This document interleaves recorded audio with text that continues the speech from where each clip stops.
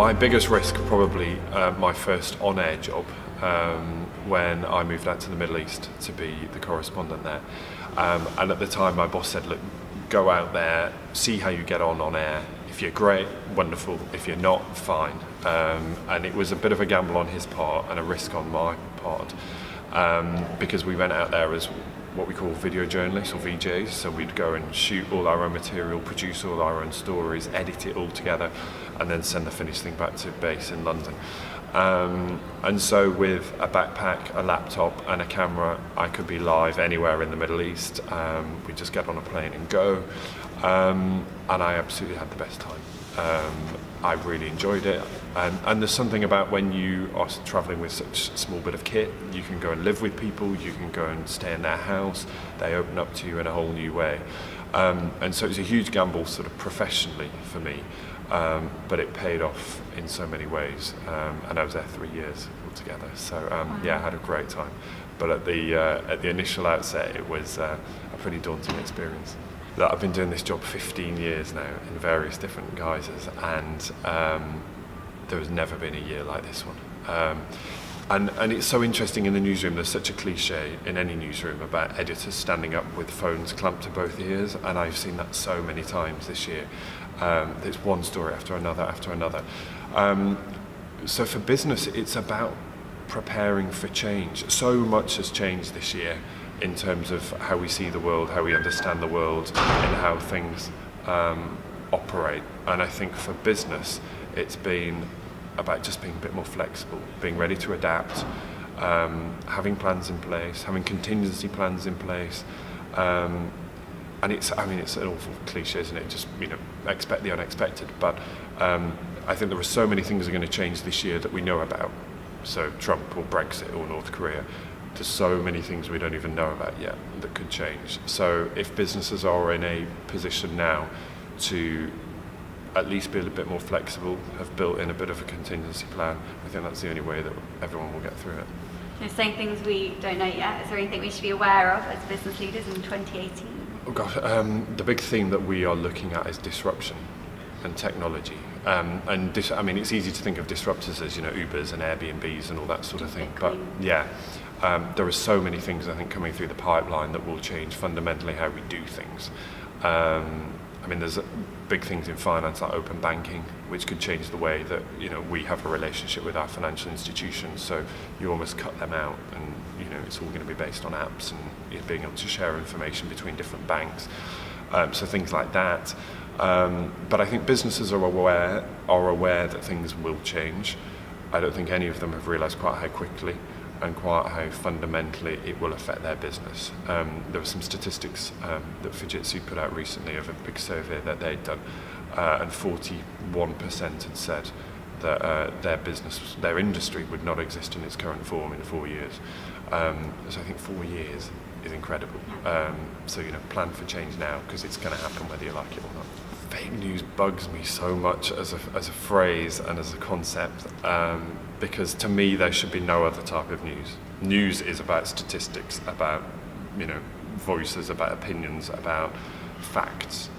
There should be no other type of news, fake or otherwise.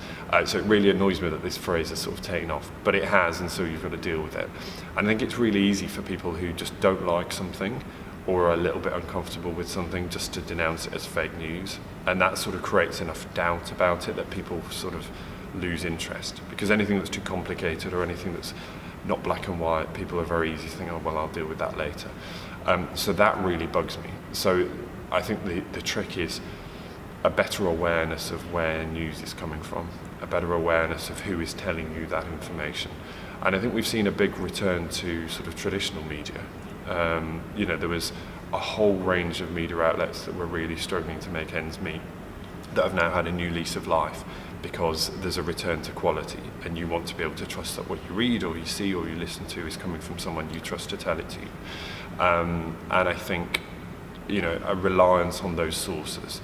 It's all well and good that we've got Facebook and we've got Twitter and we've got all sorts of social media channels to get our news in 140 characters or in a couple of headlines, but there's a resurgence in people actually wanting a bit of analysis or a bit of help to navigate what is an increasingly complicated world. And I think people don't need to be afraid of putting their hands up and saying, I don't understand this, can you explain it to me? And the job as the news media should be to offer people all the facts and the statistics and then let them make up their own minds. And I think fake news comes in where it's trying to tell people what to believe. But I think if we as journalists can offer people the information that they need to make their own decisions, then that's a huge part of our job. Gosh, yeah, we're worn out this year. Everybody's ready for a break. I don't think we even get it. But look, we're really fortunate at the BBC because we've got so many people around the world. So for us, we can rely on the teams around the world to get the news and to do a lot of the fact checking for us. Very good teams in the studio and in the newsroom. I mean, it's been a really tough year. It's been a year where very few people have had a chance to catch their breath, because normally you get a big story and there's a bit of a lull and then you do it all again.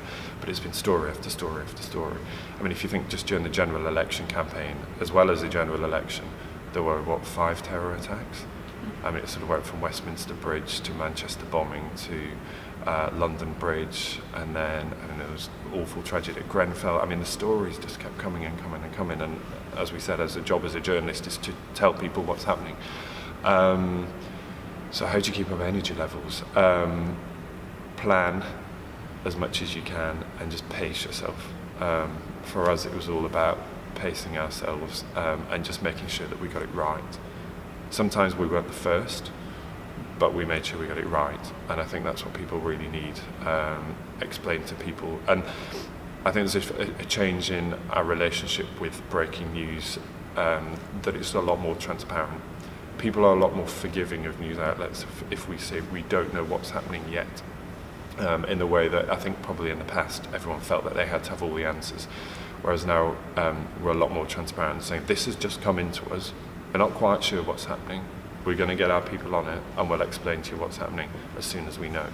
And I think the audience appreciates that a bit more. So just calmer, more organised, I think, is probably the answer, because I don't think the news is going to let up anytime soon. So I think we're in it for the long haul.